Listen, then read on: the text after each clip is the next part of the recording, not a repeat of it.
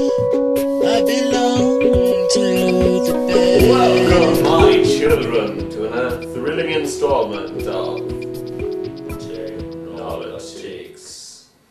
Episode 41 on July 20th, 2006. Amazing. Is it not the 21st? It could be. I'm not entirely sure. Date unknown! Date unknown. We're speaking to you from the past. Possibly your future. No, that's not possible. Okay, so our first story this week concerns amazingly audacious plans by the fantastic British government to catch criminals before they're born. Yes. You've heard it here first. Lock those sperm away! Catching them before they commit crimes is so passé, so why not catch them before they're even born? Crack teams of doctors, nurses and midwives, of course, extracting the dangerous sperm from your testes. trained since college to identify crime using their medical knowledge, will decide which children will become future criminals. Of course, delinquents and failures. Of course, as it's well known, 100% of criminals come from bad families. So these bad families will be spotted early and the children presumably extracted like pustules. Yes, and popped. Pop. And made and sent off to the good factory and made good people. I think this is an excellent idea. Rather than dealing with poverty or any of the other causes of crime, we should deal with the real cause of crime. Children.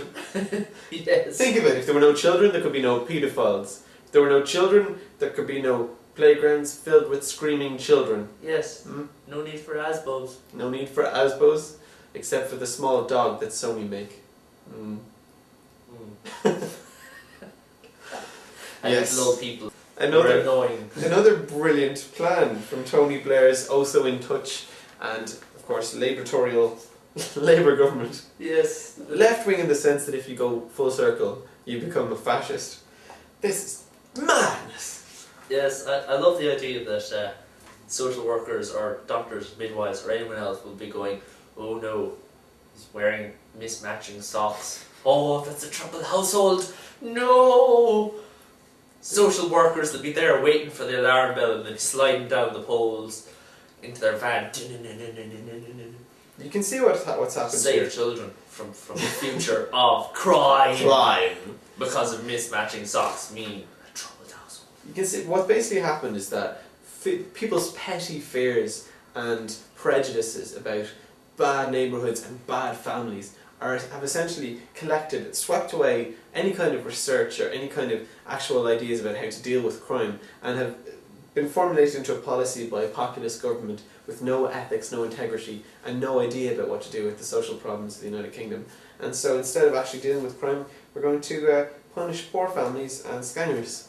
Yeah. I'm a fan of scangers, but I don't think it should be illegal to be one. I don't think your children should be taken Or away. you should be punished. Just Maybe for you should be being punished, skank. but not by prison, maybe by a beating or something. Yes. It's not much of an encouragement if you are a scanger to take your children away from you. No. Again, Congratulations, you're a scanger, now we're taking your kids. we can all see that there's obviously the situations where kids are being abused or, the home is violent. Of course the children should be taken away in those scenarios. But danger, future criminality, what the fuck is that? I don't know. Somehow they believe they can now predict the future. Ooh, Yes. ooh.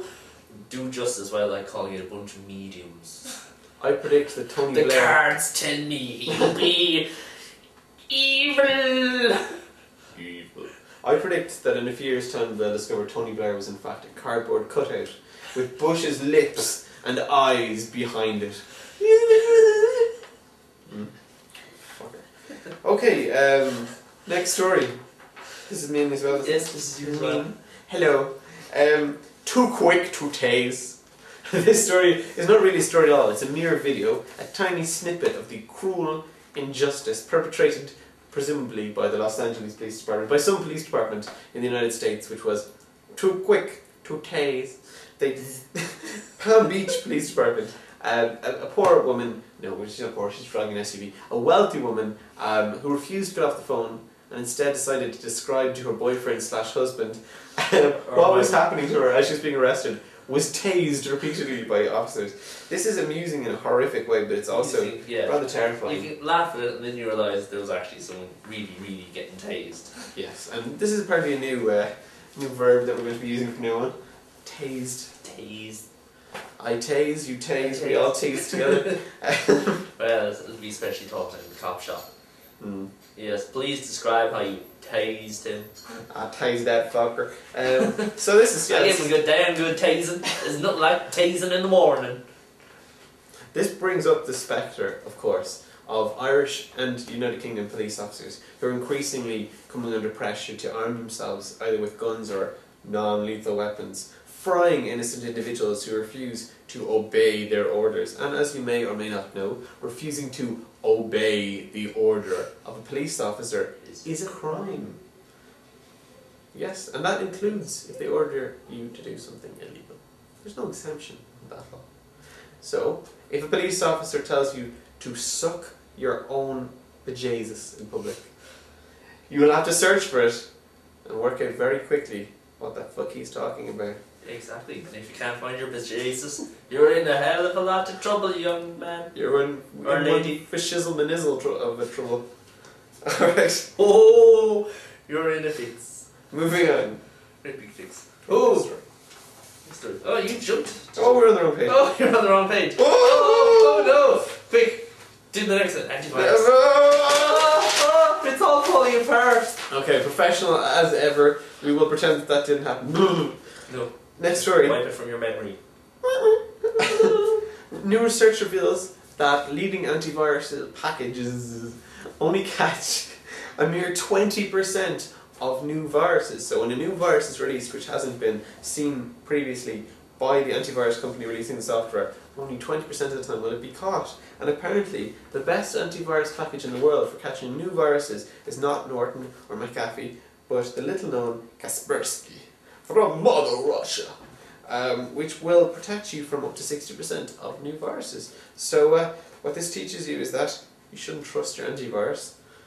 Well, you can't really run two because it'll mess with your PC, but download Kaspersky instead. Yes, exactly. Well, we already knew that most antivirus software systems, all they do is when they're checking a file to see if it's a virus, is just it checks it against a database of known viruses just to see if it matches. Yeah, so I mean it's pattern recognition. It's not just that anymore though. Apparently it hasn't been signature files and pattern recognition on its own for quite a while. They're supposed to use intelligent systems to work out if a file is trying to do something dodgy, but I guess how can you really, How can you actually test for something you've never seen before?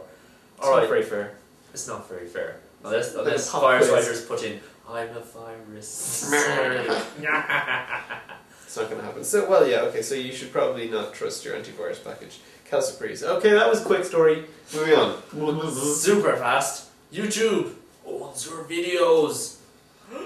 So, if you, like us, have been uploading videos to YouTube for the masses, for the power, for the little respect. people. Yeah, sure. Anyway. Midgets. They want YouTube. Yeah, exactly.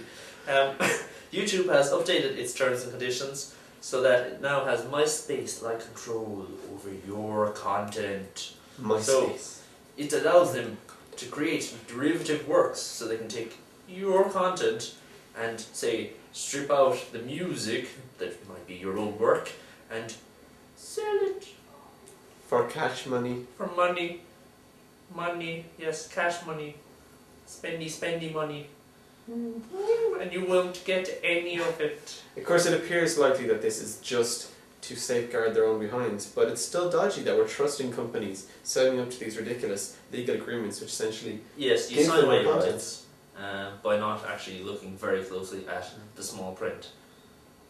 Because, everyone goes to those websites, or most websites, and they have big long terms and conditions, and come on, most people just slide down to the whole thing. Agree! and click. Agree. Yes, agree! Agree! I think we need a Creative Commons for licenses. We already have a Creative Commons license, but what I mean is that you should have like really simple 3 or 4 line descriptions that are backed up with a whole set of legalese. So you see this icon and this little few words, this icon, I'm giving this right, I'm giving this right, I'm giving this right. in all your units. Should we simplify it so that people actually understand what they're giving away? Because first of all, only a lawyer is actually going to understand the implications of these legal agreements, which we're all pretty much agreeing to every day when we sign up to various services. So I mean, the layperson, even if he does read it, he probably won't understand it anyway. Even priests won't understand it. Even priests won't understand it. Okay. After talking to God. Okay. And he'll call his lawyer. Moving on. Moving swiftly on. Short show this week. Yes. The EU has blocked municipal broadband. So it is blocking individual municipalities who seek to provide free broadband to their residents. So similar state laws have been passed in the US, so people are having to make use with narrowband. No! The horror, or none at all. I think we all know how unpleasant it is to find out someone has a narrow band. Oh, the horror. Ugh. Don't want to be seen with them.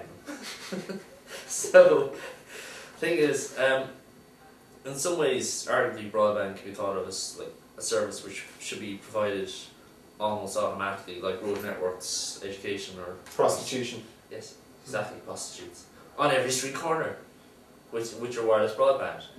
So you have your prostitutes and your porn. Right.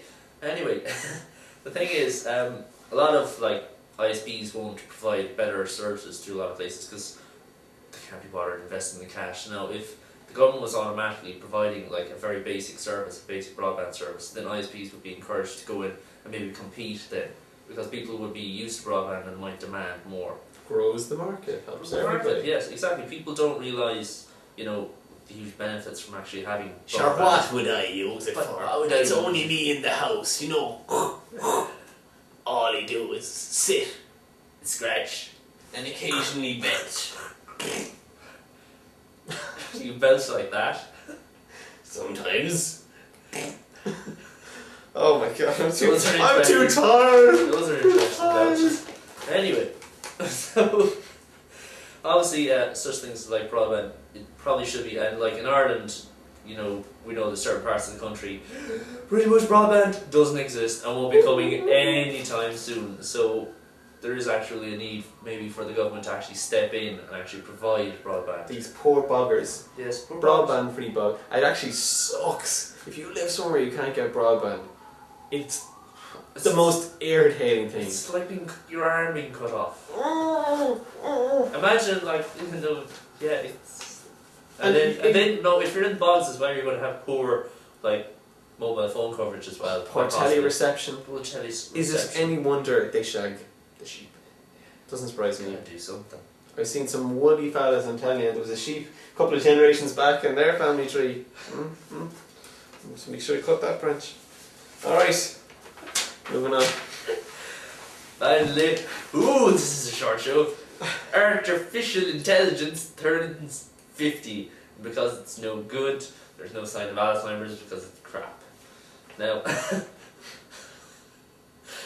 it's turned 50, so where did the whole story of let's have a review of artificial intelligence? And frankly, from my opinion, there is none. Now, strictly speaking, people have been trying to build AI since Turing's 1950 Computing, Machinery and Intelligence paper, and they've all failed. They have failed. Now, it hasn't developed into this wondrous computer or robot android standing in the corner which acts and talks and is just like a human.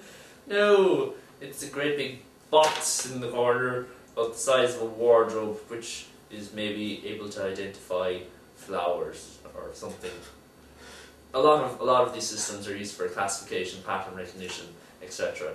And they're quite good at this, but at its basic level, it's something humans are still actually a hell of a lot better than many computer systems for these tasks. I mean, a person can identify an image far better than a computer can at the moment. Or maybe ever will be. So it seems that the dream of artificial general intelligence rather than a specialist system has died. What is this tragic failure? Well, apparently it's because we don't have a clue how to make something intelligent. We don't understand our own brains. We don't understand how to duplicate them even if we did understand them. And we certainly don't understand just exactly what underlies intelligence. Yes, exactly. So there's a hell of a lot of theories of like how intelligence comes about, or consciousness, say, such that some people believe that. I think there's one book called The Society of the Mind where intelligence is and consciousness is seen as an emergent behavior from all these neurons and chemicals and hormones flowing around our brains, and it's just bang. You can't identify one specific thing. It's just it emerges somehow from all this mash of things. So how can you build a system where this will automatically emerge? So it's like they haven't a clue. Even cognitive psychology has this idea of a whole series of different working memories which have different lengths and uses and different purposes that we put them to, and they all kind of merge together and give us a continuous experience of the world. But that doesn't answer the question of intentionality and reflexivity. When we think about ourselves and who we are, have that moment look in the mirror where you go, shit, I'm me. What are we doing? What are we reflecting on? Who and what is reflecting? When we decide to do something, how and when is that decision made? These things are mysteries. Mysteries we may never solve. Or we might solve them tomorrow. Hey! Quite probably not. Although there have been some, like, in what they've concentrated in AI, there has been some successes. Like, they developed the fuzzy logic, which is quite good, and you use it every day. If you have a car, fuzzy logic is controlling your ABS brakes. It's sort of like normal logic, but cuter. Yes, exactly. You can touch it and rub it, and it keeps you safe. So fuzzy logic works by, what is it, takes a whole set of possibilities and then averages them or something? Yeah, it's kind of like that. It's used for systems where you have to, say, in like ABS systems, generally the aim of an ABS system is to apply enough braking force so that the maximum braking force can be applied but without locking the brakes or without locking the wheels. So generally ABS system has to try and work out, the wheels are turning, so apply a little bit more braking force, but like what is a little bit more? So that's where the fuzziness comes in. So there's like a fuzzification and defuzzification process. No, it's actually, these are the terms used.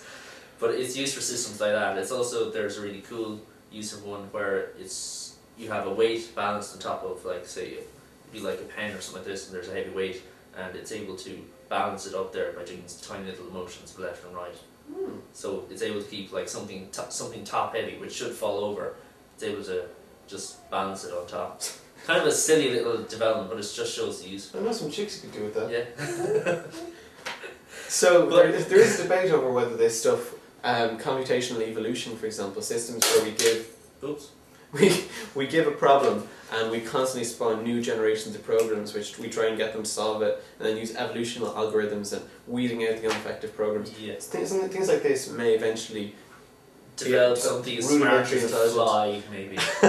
Because, well, the thing is, the world and trying to develop something which would interact in the real world like a human is that the real world is so changing. You don't know everything about the environment. It's constantly changing.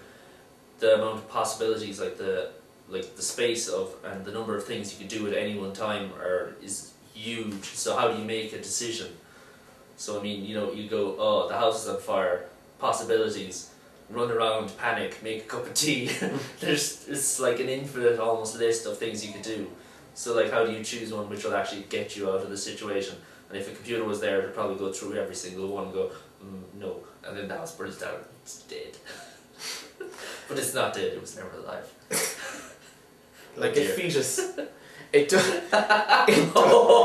does look like 50 to 100 years, I reckon, we won't have artificial intelligence, but we'll have robotic assistants and computer programs which we can interface with using natural language and which can perform useful tasks for us, like, tell me what am I going to be interested in the news today, or Grandad's falling down the stairs, quick get him, catch him. Understand situations to that level of effectiveness. It's like, quick, Grandad's falling down the stairs, get him. Yes, master. Oh, thank God. Mock though you may, I tell you, when I'm Grandad and I'm falling down the stairs, I'll be glad that Robobob is there to catch me. So I reckon that you won't get a spontaneous, creative, useful planning intelligence for a very long time, unless there's a fundamental kind of technological shift, a breakthrough in our understanding of mind. You know, maybe they'll be able to come up with a program that does something really simple, but in a reflexive way. That's the key to all of this stuff, well, or maybe not. There's also the question of like, if an intelligent system did develop, would we actually recognise it as intelligent? That's true. This sheet of paper could be intelligent. It contains information. Maybe it's conscious on some kind of level. Thinking. Not anymore. You killed it! Which brings up the thorny question of the rights of artificial intelligence. What rights should they be afforded? Can we afford to give them any rights? Yes, exactly. Will they take over Shall we and come enslave back them? in time and try to kill us? Dum, dum. God, stop. Shit. Okay, moving on to this week's media pimp. I believe you have a media pimp, Francis. Yes, my one and only media pimp is Slim Timer, which I tried to use today, but it crashed on me. But if it does work, it's kind of cool. It allows you to. It's a web-based time tracking service. So if you ever wanted to actually wonder where does your time go on the net, you can use this. How much time did I spend dossing or surfing the net or chatting or actually doing some work today? Well, I'm not sure I'd want to know that. Well, it's useful for people who are actually who maybe are On the net. self-employed and maybe charged by the hour. That's one of the uses that could be there. That it's a free service. That Is allows it a them browser to- plugin or what is it? Yeah, it's kind of plugs in. It's just login service. It didn't work for me anyway because I don't know, Firefox. Why are they going to stop this thing Yeah, crashing? exactly. Oi. Let it voice our dissatisfaction at Firefox hanging and falling over. I'm telling you, if they manage not to drop the ball on IE7, I swear, I'm sorry to say, but so many people will switch back because Firefox is the crashiest, freeziest, crumbliest, flakiest browser. Only the crumbliest, flakiest browser. Crashes like you've never crashed it before. And it sucks. It's a nice thing, but it doesn't work. It doesn't work properly. It's like a car that breaks all the time. Like a classic car, it must be serviced constantly. Like a high maintenance woman. Yeah, It needs constant love and classic attention. car might have some kind of joy. You can look at it maybe and it's pretty, and you've some joy. Firefox is just annoying because you just rip your hair out and bang your head off the table. If they manage to fix that, if they manage to fix the hideous fonts that Opera comes with and make the thing a little bit more usable, I think I might just switch to that. So hear that, Opera team, instead of making the world's most twisted and strange website, just improve your browser a little bit, change the interface a little bit. Put some work into that. Great. Indeed. If the Flock Guys watch, who knows? Yeah. Maybe Opera do too. We could be anybody's favourite TV show. Yes. This means you, Bill G, sitting at home in your jockeys, bidding yourself to Francis. Jesus. Alrighty then. So I have a couple of media pimps. Of himself. Of myself. You may have heard of the Yeah Yeah Yeahs and their contest for their Cheated Hearts song video from the new album.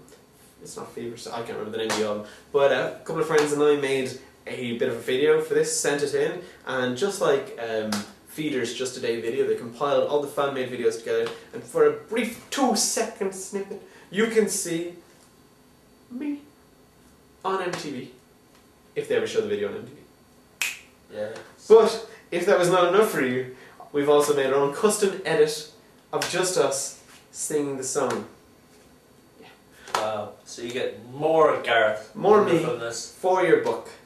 Dancing and a singing, singing and a dancing. And if that was not enough, I'd also like to pimp the secret journal of Steve Jobs, aged 51 and a half. This is the blog of the eponymous, I never really understood what that word meant, the eponymous Apple chair. Let's look it up. Eponymous. Is it like a hippopotamus? Oh, sorry, that's the worst word I've ever heard in my life. Sorry. That's terrible. Really? Yeah, that's Terrible, I'm tired. It's terrible. I didn't like that vlog. That was crap. I didn't really like it either. You can fuck off, Steve Jobs. Get Steve I, fuck off. Alright. Yeah, Steve I Jobs. If you'd like the show, send us lots of money and food. If you haven't liked the show,